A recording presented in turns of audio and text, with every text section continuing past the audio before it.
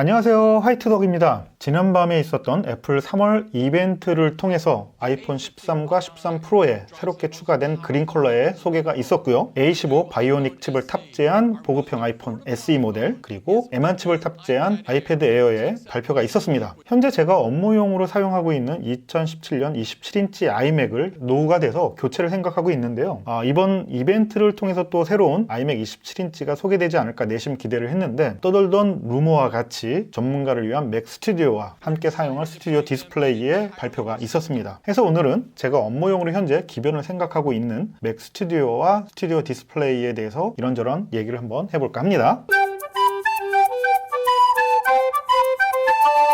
안녕하세요, 화이트덕입니다.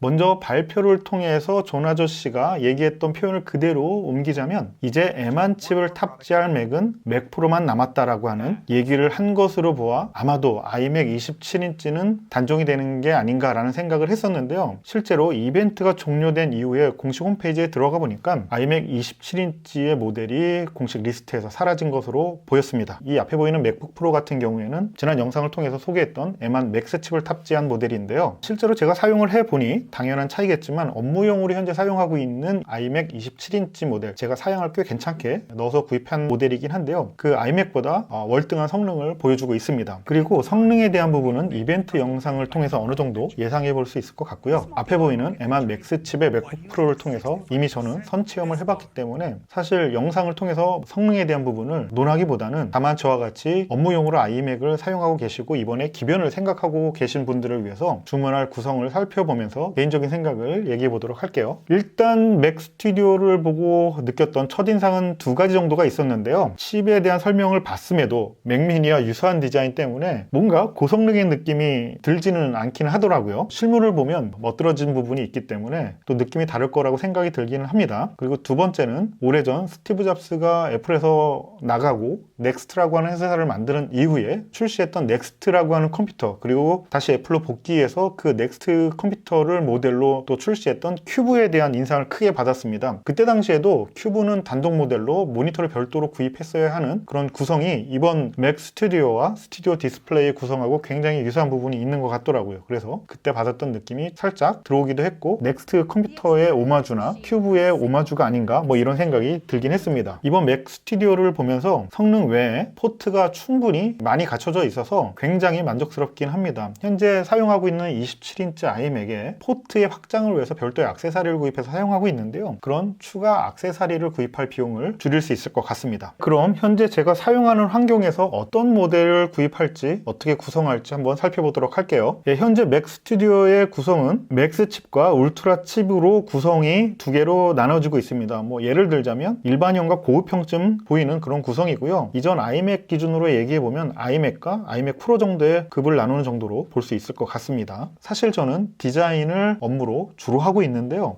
포토샵, 일러스트레이터, 인디자인, 파이널 컷 프로, 블렌더 정도가 제가 주로 사용하는 소프트웨어고요. 업무 환경과 내용을 보면 굳이 울트라까지 갈 필요가 있을까라는 생각이 들긴 합니다. 물론 울트라까지 갈 수 있는 비용을 낼 수 있을까 싶긴 한데요. 아무튼 맥스와 울트라의 시작가는 2배 가까이 차이가 나는 구성이네요. 저 같은 경우에는 이제 울트라를 생각하지 않으니까 맥스 기준으로 한번 구성을 한번 해보도록 하겠습니다. 시작가는 269만 원에 10코어 CPU, 24코어의 GPU, 16코어의 뉴럴 엔진 이렇게 있는데요. 선택해서 들어가 보면 보시는 것처럼 옵션들이 쭉 선택할 수 있게끔 구성되어 있는데, 프로세서 같은 경우에는 밑에 두 개는 울트라 쪽의 프로세서이기 때문에 사실 여기서 선택할 의미는 별로 없고요. 이 둘 중에 하나를 선택을 해야 되는데, 제가 아이맥 살 때도 그랬지만 항상 바꿀 수 없는 사양은 최고의 사양으로 구성을 하겠다라고 하는 개인적인 생각이 있어서 32코어의 GPU 옵션을 선택을 하고요. 그리고 메모리 같은 경우에 아이맥은 자가 증설이 가능했는데 맥 스튜디오 같은 경우에는 빌트인으로 나올 것으로 보아 64기가를 선택을 해야 될 것 같습니다. 참고로 밑에 희미하게 보이는 128기가 메모리 같은 경우에는 울트라 모델을 선택을 해야지만 선택할 수 있는 옵션이기 때문에 여기까지 안 가도 될 것 같고요. 저장 장치 같은 경우에는 1테라 정도면 좀 무난하게 사용을 할 수 있을 것 같더라고요. 나머지 용량을 더 늘려도 좋긴 하겠는데 충분히 백업을 받고 사용하기에 1테라 정도도 제가 사용하는 환경에 입장에서는 괜찮을 걸로 보여서 이렇게 구성을 한번 해보도록 하겠습니다. 그 외에 선택할 옵션들은 없고요. 해서 이렇게 선택을 해보면 377만원 정도가 나옵니다. 377만원 정도면 예전에 제가 아이맥 27인치를 단독으로 구입했을 때 옵션을 넣어서 구입했던 가격하고 얼추 맞는 것 같아요. 그러면 예전에 아이맥 대비 물론 성능은 당연히 세대가 지났으니까 더 좋긴 할 텐데 비용 지출로 생각해보면 비슷하다라고 생각할지 모르겠지만 맥 스튜디오는 모니터가 없는 모델입니다. 그래서 모니터를 또 구입을 해야 되는데요. 그럼 스튜디오 디스플레이 쪽을 한번 다시 살펴보도록 할게요. 애플 스튜디오 디스플레이 같은 경우에는 스탠다드 글래스와 나노 텍스처 글래스, 이건 XDR 디스플레이에 있었던 옵션이죠. 동일하게 들어왔는데 기본적으로 이제 스탠다드 글래스를 저는 구입을 할 예정입니다. 보급형 모델이라고 할 수 있는 스튜디오 디스플레이에 나노 텍스처 글래스를 넣는 것은 사치가 아닌가 이렇게 생각이 들긴 하네요. 다만 이 부분은 좀 제가 고민을 하고 있습니다. 일반적으로 기울기 조절 스탠드 요거를 구입을 하게 될 것 같긴 한데 생각을 해보면은 요 높이 조절 스탠드 중간에 목이 달려있는 요 스탠드를 구입을 하느냐에 대한 고민이 좀 되고 있습니다. 밤새 발표를 보고 가격을 보면서 기울기 조절 스탠드냐 높이 조절 스탠드냐 요 고민을 지금 하고 있는 상태이긴 해요. 근데 그 차이가 생각보다 적지 않습니다. 약 57만원의 차이라 57만원이면은 대기업 꽤 괜찮은 모니터를 구입할 수 있는 비용이라 높이 조절 옵션이 되는 요 부분이 들어갔다라고 해서 그 비용을 지출할지에 대한 고민이 되고 있는 거죠. 사실 스튜디오 디스플레이의 가격이 200만원 정도다 보니까 꽤 부담이 되고는 있습니다. 애플 스튜디오 디스플레이 같은 경우에는 사실 200만원이라고 하는 비용이 처음에 왔을 때는 꽤 부담되는 비용이라고 생각을 했는데 이전에 LG에서 판매했던 맥 전용 5K 27인치 디스플레이 같은 경우에는 약 150만원에서 160만원 사이였던 걸로 제가 기억을 하는데 그걸 비교해서 생각해보면 그렇게 비싸진 또 않은 가격이라고 또 생각이 듭니다. 심지어 A13 칩이 또 들어가 있어요. 그리고 12메가픽셀의 전면 카메라가 달려있는데 LG 울트라 디스플레이 같은 경우에도 카메라가 달려있긴 했습니다. 근데 그때하고는 또 다른 게 센터 스테이지라고 해서 이제 사용자 움직임을 추적해서 이렇게 잡아주는 그런 기능도 들어가 있고요. 또 하나는 많은 분들이 요거 간과할지 모르긴 하겠는데 디스플레이에 들어간 그 스피커 시스템이 굉장히 저는 훌륭해 보였습니다. 제가 예전 영상이나 많은 유튜버들이 동일하게 저랑 비슷한 감정을 느껴서 얘기했던 이번에 새로 나온 맥북 프로의 사운드 시스템이 굉장히 훌륭하거든요. 그런 비슷한 정도가 들어갔다라고 하면 완전 대박인 거죠. 비용이 부담되긴 하지만 그래도 구입할 수 있는 모델이 아닌가라고 생각을 합니다. 이렇게 해서 구성을 끝내보면 최고 사양은 260만원 정도가 될 거고요. 모니터의 최저 사양은 이제 209만원, 약 57만원 차이가 난다라고 했는데 최저 사양을 놓고 377만원과 209만원을 더하면 약 580만원 정도, 590만원에 육박하는 비용이 될 거고요. 이 중간에 높이 조절 스탠드를 하면은 한 630, 40 정도가 될 걸로 보입니다. 이렇게 해서 구성이 다 끝날 걸로 생각이 들지 모르겠지만 놀랍게도 맥 스튜디오에는 마우스와 키보드가 들어있지 않습니다. 따로 구입을 해야 되는데요. 그것도 한번 살펴보도록 할게요. 이번에 맥 스튜디오와 스튜디오 디스플레이가 출시가 되면서 동시에 블랙 컬러가 추가된 이렇게 3개 새롭게 라인업에 들어왔습니다. 마우스 같은 경우에는 뭐 일반판 같은 경우에는 잘 아시는 것처럼 89,000원 정도 하는데요. 블랙은 여기에 3만원이 추가돼서 119,000원 하고요. 키보드 같은 경우에는 기존 흰색은 209,000원에서 블랙 같은 경우에는 3만원이 추가된 229,000원. 이렇게 해서 키보드와 마우스 추가 비용이 약 30만원 정도가 됩니다. 그러면 모니터에 높이 조절되는 옵션이 들어간 모니터 사용하면 640만원에 키보드 마우스 블랙으로 하면 30만원 정도 추가 670만원. 조금만 더 하면은 약 700만원대로 올라가게 되네요. 와, 예전에 제가 아이맥을 꽤 괜찮은 사양으로 한 400만원 언더에서 구입을 했는데 이렇게 살려고 보니까는 거의 1.8배